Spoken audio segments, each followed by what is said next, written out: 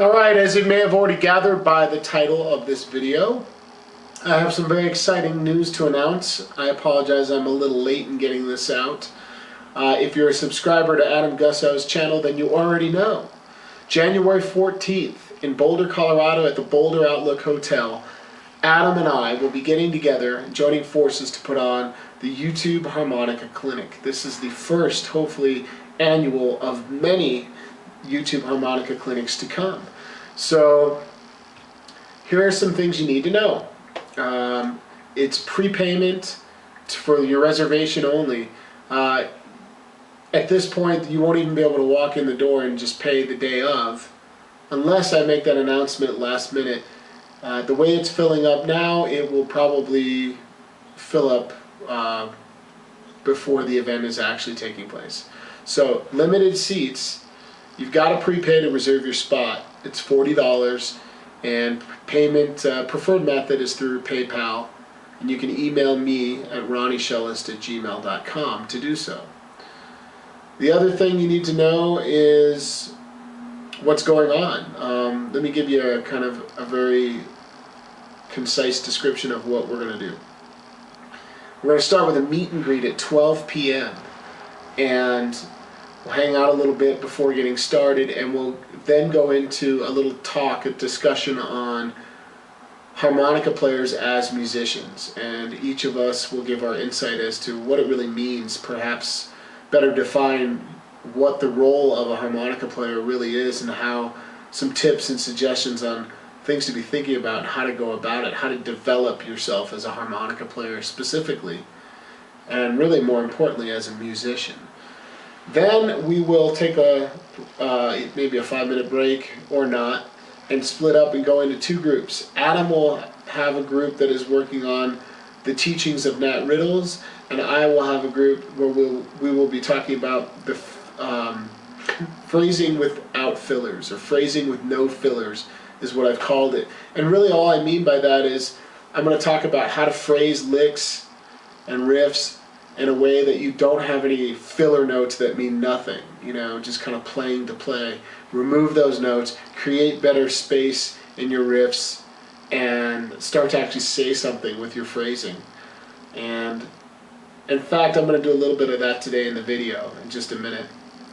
What else do I need to tell you? There's a website that tells you everything about this event, and I'll post that in the video description below so you can click on that. That's it. That's all you really need to know. You should sign up soon. It's already half full. Just very quickly it's been filling up through the announcement in Harpel and my Facebook posting, and Adam's video that's been released already last week announcing this event. It's filling up very fast. So if you're interested, email me quickly and make some arrangements. The hotel is offering a stellar deal. I think it's $69 a night. So it's all in one place. Oh, and I forgot to mention that after the clinic, that'll be over around 5 p.m. we break and do dinner.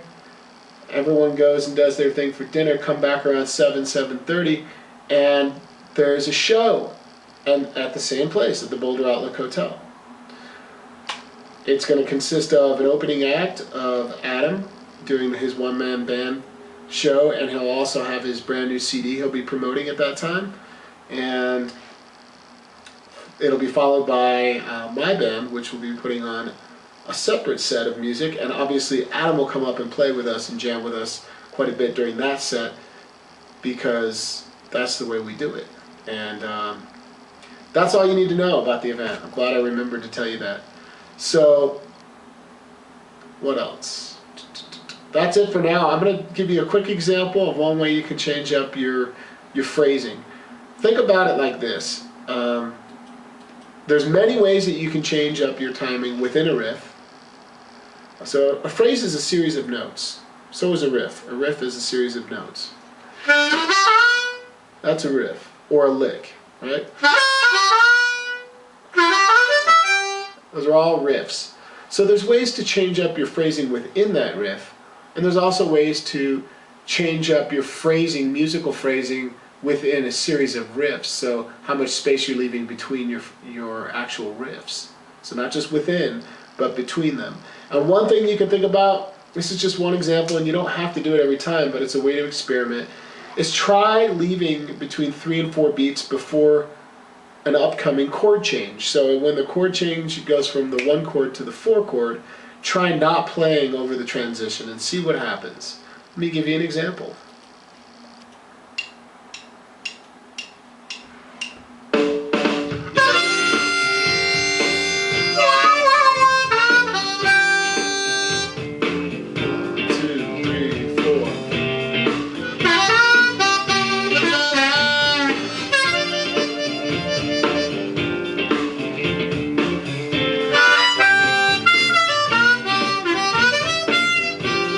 Now, the interesting thing is that you can wait till the chord change and come in right away after the chord change, or wait another beat or two, then come in.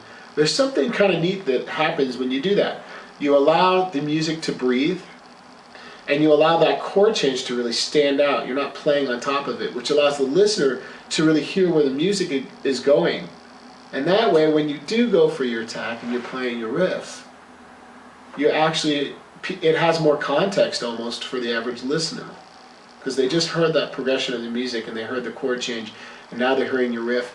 There's something that's just going on there that's important. That's one example. Okay, you want more great stuff like this? Join us in Boulder on January 14th.